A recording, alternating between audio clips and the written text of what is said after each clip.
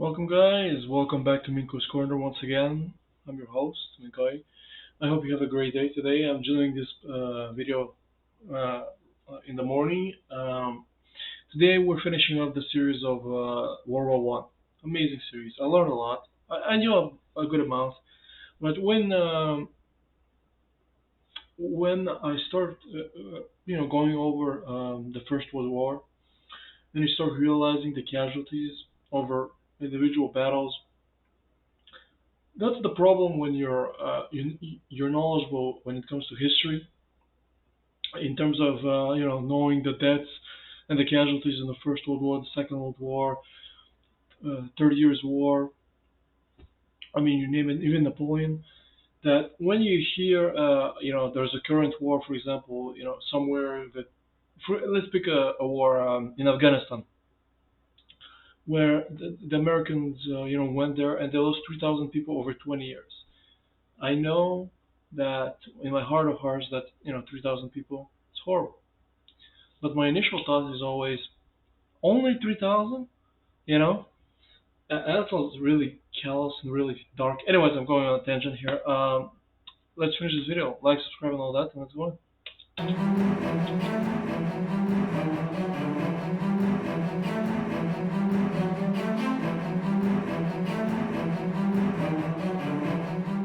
1918. Oh, After 3.5 years of war, the Allies are in crisis. yeah. Russia has been rocked by revolution, and its new Bolshevik government has signed an armistice with the Central Powers. Thousands of German troops will be freed up to fight on the Western Front, where the carnage of trench warfare He's not gonna illustrate the Treaty of Brest-Litovsk. has already claimed more than 1 million lives. Yeah. But Germany is also desperate. Britain's long naval blockade has led to shortages and social unrest at home, while America's entry into the war brings fresh manpower and vast resources to the Allied In cause. both wars, what's even more interesting is that in both wars, America never enters as the aggressor, politically speaking. It's always as, even though they want to enter, they always enter with the sort of purview of a defender, someone who comes in and, saves the day at the end. They never come in as the aggressor, which is, fortunate for them because they don't have that stain on their history. Germany faces inevitable defeat unless it can win a quick victory on the Western Front. Kaiserracht. Ah, the Kaiser's battle. Kaiserschlacht. Schlacht is. US President Wilson announces his 14 points. They outline his vision. Yeah, one of the points was creating a League of Nations, and what happens is they create the nation, the League of Nations, basically a precedent to the United Nations. The United States doesn't even join. Vision for a post-war world, including an end to secret treaties, a reduction in the size of armed forces, self-determination for the people of the Austro-Hungarian Empire, I love that. and an I love international that. organization. That's so lawyery. Self-determination for the people of the Austro. It's basically, just say it, destroy the empire. Shut up. To settle future disputes. Self-determination for the people of this. But most European leaders dismiss his ideas as wishful thinking. At Brest-Litovsk, Bolshevik Russia signs a peace treaty with the Central Powers. Yep. Russia gives Look up at this. vast amounts of territory in exchange for peace. 500,000 German troops can now be redeployed from the east to the Western Front, where German General Erich Ludendorff. I'm sorry, I'm pausing. What's really interesting is seeing the nations that were able to stay independent in the First World War, or neutral, I should say. Holland, Switzerland, and all the Nordic countries. They're lucky, in that regard. But Switzerland, man, when you look at the map of the Second World War, how Switzerland survived, I would never understand. I mean, I get it, the mountains, and I mean, they basically put like dynamite on every single bridge around the Switzerland, but it's still mesmerizing, Plans an all-out, last-ditch offensive to win the war. Yeah, the summer offensive. Ludendorff's spring offensive catches the Spring. Allies off guard. Sorry. German stormtroopers, using new infiltration tactics, help to overwhelm the British Fifth Army, which is soon in full retreat. The German advance threatens to split the British and French armies, with disastrous consequences. So French General Ferdinand Foch is appointed Supreme Commander of Allied forces to coordinate strategy. Outside Amiens, British and Australian troops improvise a defence and finally halt the German advance. The German offensive switches to the north, targeting the Channel ports. But the British inflict heavy losses on the Germans and prevent a breakthrough.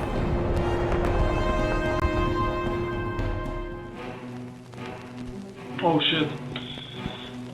The Red Baron. He dies like at the end of the war. Above the trenches, the First Air War continues to escalate. Each side now has more than 3,000 aircraft in service on the Western Front. But by 1918, the Allies have won air superiority, thanks to greater resources. One day, I would wanna ride a plane like this. You know, a bipedal. Is it a bipedal plane? I don't know the exact name. They look so cool, man. I think they're really cool.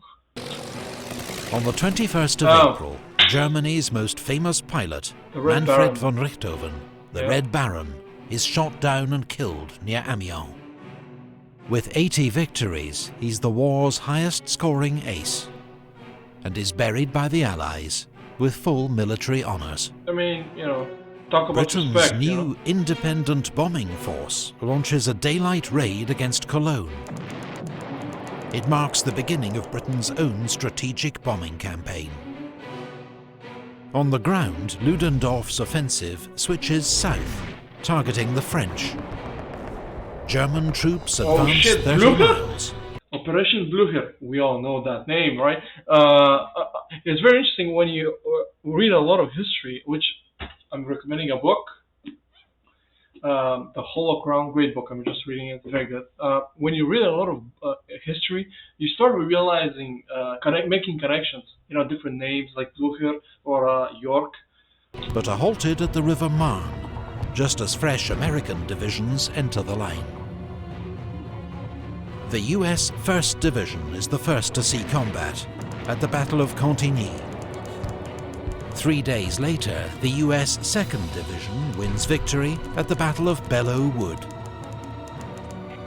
By now, there are nearly 1 million American soldiers in France. Already? With 10,000 more arriving every day. Oh my god, it's over. The fourth phase of the German offensive leads to a 9-mile advance, but is finally halted by a French counterattack. Yeah. In Italy, Austria-Hungary launches an attack at Asiago and the Piave River to support Ludendorff's offensive in France. But it's So what's happening? We haven't really talked about Greece. Is basically has there been like a status quo where nothing really moved? Repulsed with heavy losses, and morale amongst the Austro-Hungarian army collapses.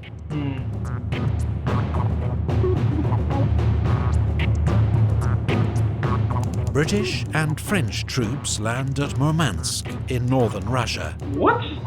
It's the beginning of Allied intervention in Russia's civil war. Yeah. On the side of so-called white. You know what's interesting? I'm sorry I'm pausing, guys. We're only 5 minutes, and what's interesting is that the Germans were, in fact, the ones responsible for Lenin going from Switzerland by train to Russia to stir up trouble, and he succeeded. And now anti-Bolshevik forces.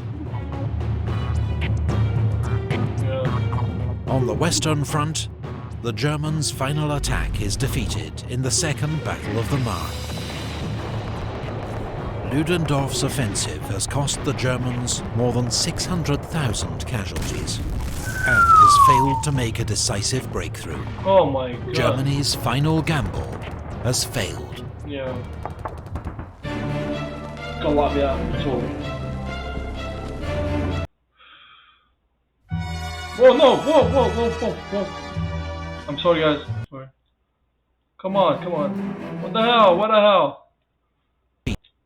In the Second Battle of the Marne.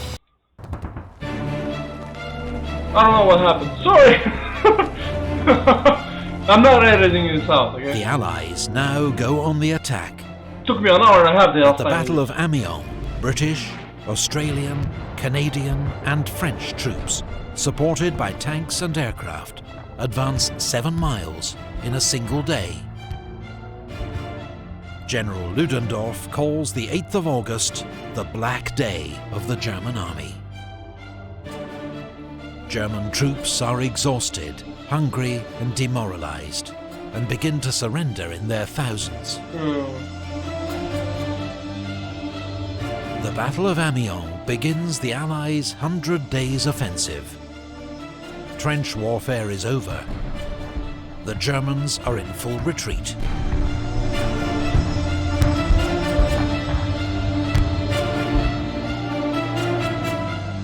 In the Balkans, a new Allied offensive at Dobropolje breaks through Bulgarian positions. The overstretched Bulgarian army collapses, and 2 weeks later, Bulgaria signs an armistice. In the Middle East, British-led forces defeat the Turks at the Battle of Megiddo, taking 25,000 prisoners. Allied troops soon occupy Damascus and Aleppo. On the Western Front, Marshal Foch orders a general attack. British, French and American armies reach the Hindenburg Line, a line of reinforced German defences, and break through.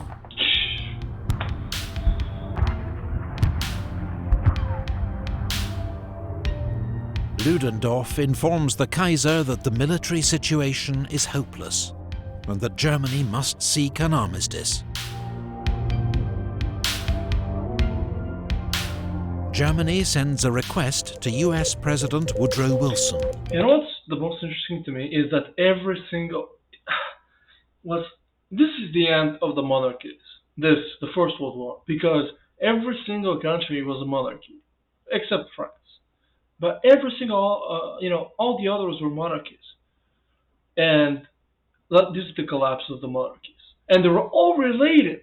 They were all cousins, and they basically just, started.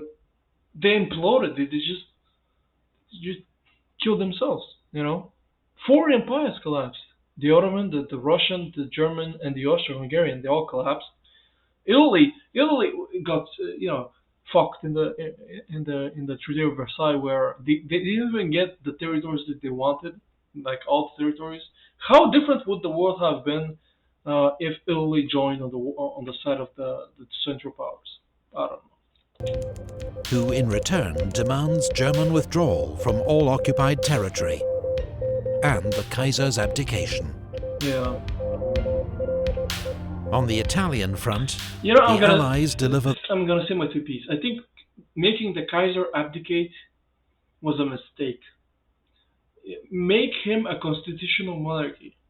Maybe he himself, that William II abdicates. Maybe his son or brother takes over. I don't know. But I believe, correct me if I'm wrong in the comments, I believe that if there was a constitutional monarchy in place, Hitler would have had more of a difficulty rising in power. But because there was a republic, there was no central figure at the top, someone to look up to, someone to rally the people. There was Hindenburg, but he ended up dying, 1933, I think, and then it was a free way for Hitler.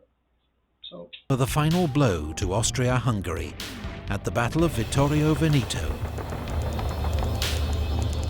The Austro-Hungarian army disintegrates, and 300,000 prisoners are taken. Ouch.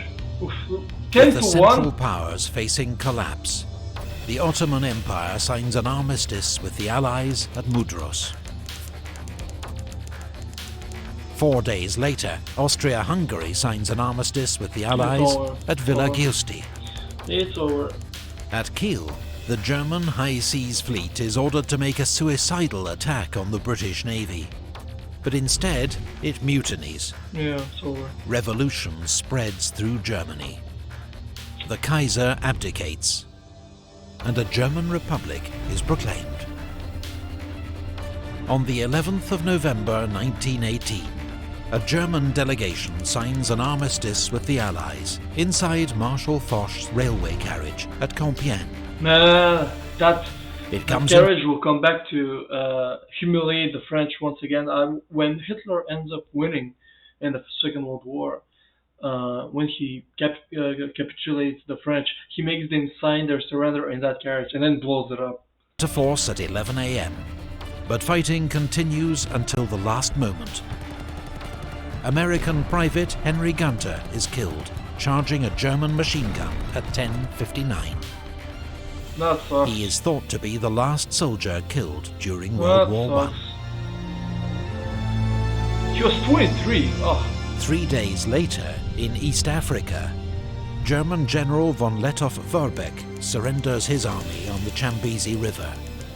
For 4 years, he has tied down huge numbers of Allied troops, remaining undefeated while cut off from home. He is still considered one of history's greatest guerrilla leaders.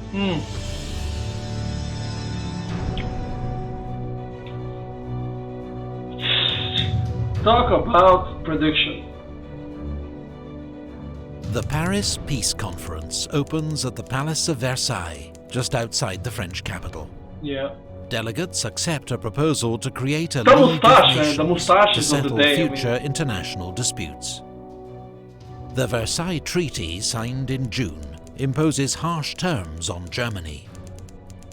Its military is restricted in size. The thing is, if you're gonna make a country sign peace, especially after such a brutal war, you have two choices.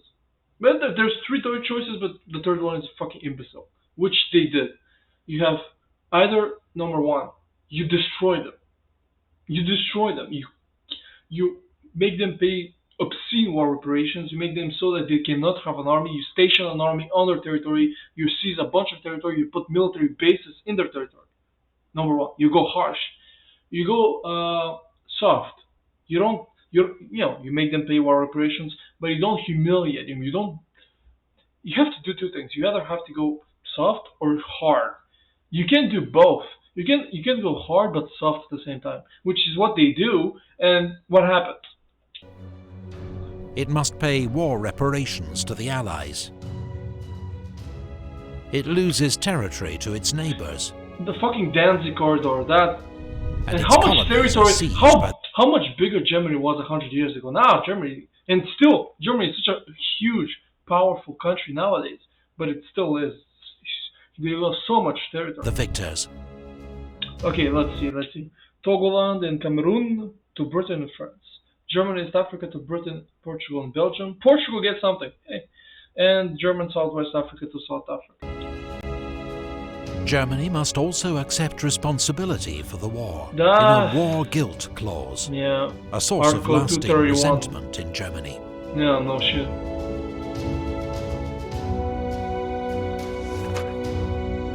The boundaries of Europe are redrawn. Poland re-emerges after 100 years of foreign rule, Yeah. while Austria, Hungary, Czechoslovakia, Yugoslavia, and an enlarged Romania emerge from the ashes of the Austro-Hungarian Romania really Empire. beefed up, huh? The Ottoman Empire is dismantled. New states, most under European control, are created in the Middle East. Here, as in Europe, the seeds of future conflict are sown. While in the Far East, former German possessions in China... So basically the ones that came out on top were Japan and Portugal. They didn't fight at all, basically, and they got something out of the war. are handed to Japan, to China's outrage. Ugh.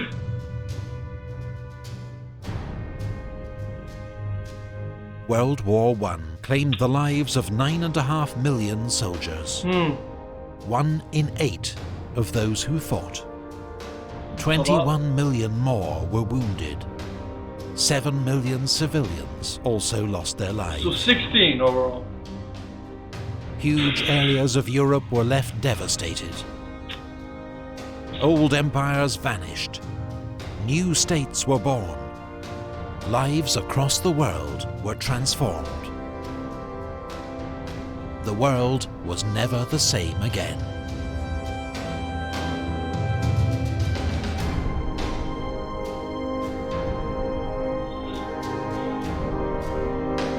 That was a hell of a series. I hope you like my reaction, guys. Leave a like and all that. Comment. It truly was horrific. You know, even more so than the second one. At least on the Western Front. The Western Front, the second one was pretty peachy. I mean, yeah, listen, a lot of people died. I'm not trying to, but it was way. When you compare the Western Front from the First World War and the Second, no contest.